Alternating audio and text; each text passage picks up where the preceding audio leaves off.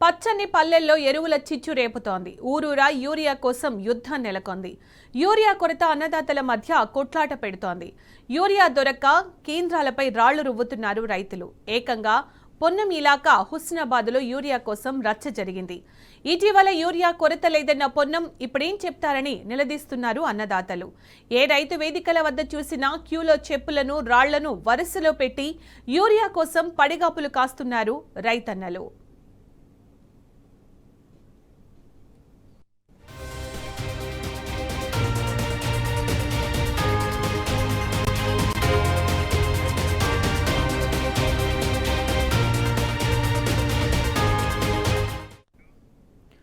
పంట వేసిన రైతులు కంట నీరు పెడుతున్నారు. యూరియా సరఫరాలో ప్రభుత్వ నిర్లక్ష్యంతో కంటి మీద కునుకు లేకుండా అవస్థలు పడుతున్నారు. కలిసికట్టుగా యూరియా కోసం కొట్లాడుతున్న రైతుల మధ్య కూడా ప్రభుత్వ ప్రణాళిక లోపం చిచ్చు పెడుతోంది. యూరియా కోసం వివిధ గ్రామాల రైతులు ఘర్షణకు దిగాల్సిన పరిస్థితులు కల్పిస్తోంది. తెలంగాణ అంతటా ఇదే గోస. యూరియా కోసం రైతులు పడరాని పాట్లు పడుతున్నారు. బస్తా యూరియా కోసం తెల్లవారక ముందే భారీ క్యూ లైన్లు కడుతున్నారు. గత నెల రోజులుగా యూరియా కొరత ఉన్న రేవంత్ సర్కారు మొద్దు నిద్ర వీడ్డం లేదని మండిపడుతున్నారు. మొదటిసారి టోకెన్ కోసం, రెండోసారి ఆధార్ నమోదు కోసం, మూడోసారి యూరియా సంచి కోసం లైన్లలో గంటల తరబడి ఉండాల్సిందేనని వాపోతున్నారు.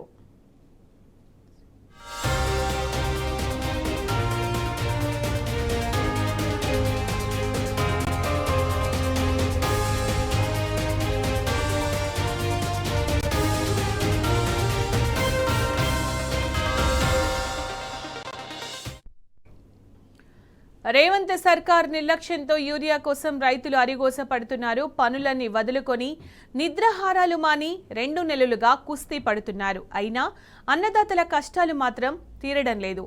తొలకరి వర్షాలు మొదలైనప్పటి నుంచి ఒక్క బస్తా యూరియా కోసం చిన్న పెద్ద అంతా ఎరువుల దుకాణాల ముందే పడిగాపులు కాస్తున్నారు. ధర్నాలు, రాస్తారోకోలు, జాగారాలు, చెప్పుల క్యూలు, ఎరువుల దుకాణాలపై రాళ్ల దాడులు, పోలీసుల లాఠీ చార్జీలతో రాష్ట్రం అగ్నిగుండంలా మారింది.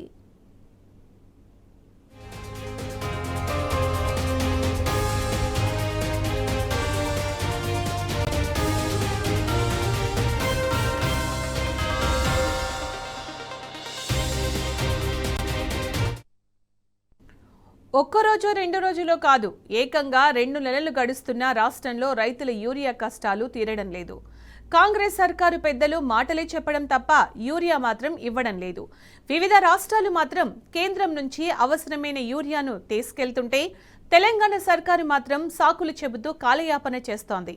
కేంద్రం నుంచి యూరియా తీసుకురావడంలో రేవంత్ ప్రభుత్వం నిమ్మకు నీరెత్తినట్టు వ్యవహరిస్తోందని రైతు సంఘాల నేతలు ఆగ్రహం వ్యక్తం చేస్తున్నారు.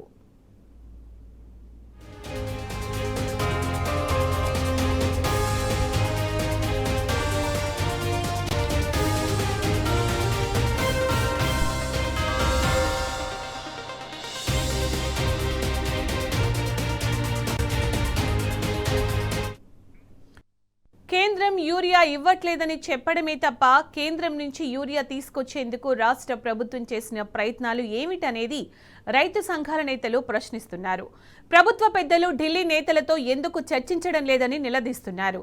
ఢిల్లీకి వెళ్లి కేంద్రంతో మాట్లాడి మన కోట యూరియా తీసుకొచ్చేందుకు చర్యలు ఎందుకు తీసుకోవడం లేదని ప్రశ్నిస్తున్నారు. రామగుండం ఎరువుల తయారీ ఫ్యాక్టరీ నుంచి మన రాష్ట్రానికి అధిక శాతం యూరియా రావాల్సి ఉంది. సాంకేతిక కారణాలు, రిపేర్లతో ఫ్యాక్టరీ 3 సార్లు షట్డౌన్ అయ్యింది. అయినా ప్రభుత్వం ఆ విషయం గురించి పెద్దగా పట్టించుకోలేదు.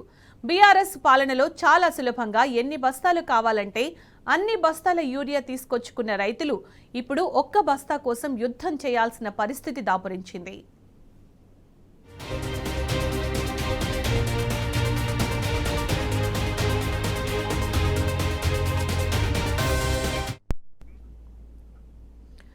యూరియా కొరత పంటల సాగుపై తీవ్ర ప్రభావం చూపే ప్రమాదం ఉంది. పంటల ఎదుగుదల, దిగుబడిపై ప్రభావం ఉంటుందని శాస్త్రవేత్తలు చెబుతున్నారు. మరో 15 రోజుల్లోగా యూరియా చల్లాల్సిన సమయం మించిపోతుంది. ఆ తర్వాత యూరియా వేసినా ఫలితం ఉండదని రైతులు వాపోతున్నారు. ఇక దీనికి సంబంధించిన పూర్తి సమాచారం నిజామాబాద్ నుంచి మా ప్రతినిధి రవీందర్ ఇస్తారు. రవీందర్, యూరియా కొరతకు సంబంధించి రోజు మనం మాట్లాడుకుంటూనే ఉన్నాము. అలాగే ఇప్పుడు కూడా రైతులు ఎక్కడ చూసినా వాళ్ళ ఆవేదన కనిపిస్తోంది. అప్డేట్స్ దీనికి సంబంధించి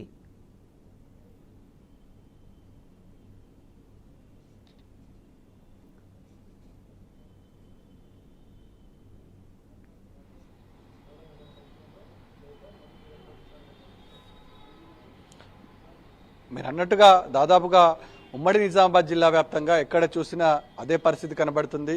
ముఖ్యంగా యూరియా కొరత వల్ల రైతాంగం తీవ్ర ఇబ్బందులు ఎదుర్కొంటున్నారు. కామారెడ్డి జిల్లా కేంద్రంతో పాటు కామారెడ్డి సుదూర ప్రాంతాల్లో ఉన్నటువంటి పిఐసిసి సంబంధించిన సహకార సంఘాల కేంద్రాల వద్ద ఎక్కడ చూసినా బారులు తీరిల జనాలు, ముఖ్యంగా రైతులు, మహిళా రైతులు కనబడ్డ పరిస్థితి కనబడుతుంది. ఈ అంశాన్ని 45 రోజుల నుంచి రైతులు అనేక రకాలుగా ఇబ్బంది పడుతున్నారు. ఈ అంశం ప్రభుత్వానికి తెలుసు, ప్రభుత్వ పెద్దలకు తెలుసు, ఈ ప్రాంతం నుంచి ప్రాతినిధ్యం వహిస్తున్నటువంటి ప్రజాప్రతినిధులకు తెలుసు. అయినా అంశాన్ని రెక్టిఫై చేయడంలో ప్రభుత్వ యంత్రాంగం ఇవాళ పూర్తి స్థాయిలో విఫలమైంది. ఇక్కడి నుంచి కామారెడ్డి జిల్లా కేంద్రం నుంచి అదేవిధంగా అటు ఉన్నటువంటి కామారెడ్డి నియోజకవర్గం నుంచి ఇద్దరు ప్రాతినిధ్యం వహిస్తున్నారు. ఒకరు షబీర్ అలీ కాగా ఇంకొకరు బీజేపీ ఎమ్మెల్యే కాటేపల్లి వెంకటరమణారెడ్డి. దాదాపుగా ఇవాళ రైతాంగం నడి రోడ్డు మీద ఉన్నా కానీ ఇద్దరు ప్రజాప్రతినిధులు ఏ ఒక్కరు కూడా పట్టించుకున్న పరిస్థితి లేదు. ఉదయం 4 గంటల నుంచి మహిళలు, ముఖ్యంగా పురుష రైతులు, చిన్నపిల్లలు, అదేవిధంగా కాలేజీకి వెళ్లాల్సినటువంటి విద్యార్థులు కూడా తమ కుటుంబాలతో సహా వచ్చేసి క్యూలైన్లో నిలబడుతున్నారంటే పరిస్థితి ఏ విధంగా ఉందో అర్థం చేసుకోవచ్చు. అనేక రోజులుగా అనేక విధాలుగా ఇవాళ రైతాంగం ఇబ్బంది పడుతున్నారు. ముఖ్యంగా రామారెడ్డి మండల కేంద్రంలో ఉన్నటువంటి ప్రాథమిక వ్యవసాయ సహకార కేంద్రం వద్ద ఇవాళ బారులు తీరిన జనాల పరిస్థితి కనబడ్డది.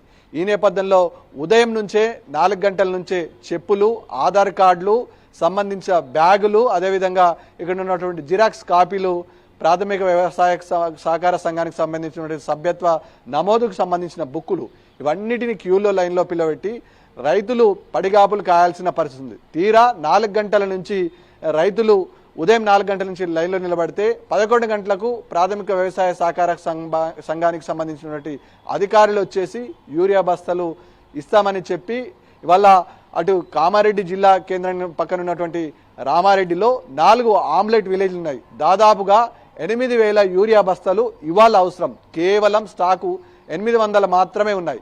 ఇవాళ ప్రతి రైతుకు 4 గ్రామాల నుంచి వచ్చినటువంటి రైతులకు మొండి చేయి చూపించడం జరిగింది. 1 బస్తా మాత్రమే యూరియా ఇస్తామని చెప్పి అది మనిషికి ఒక కింద లెక్క కట్టడం జరిగింది.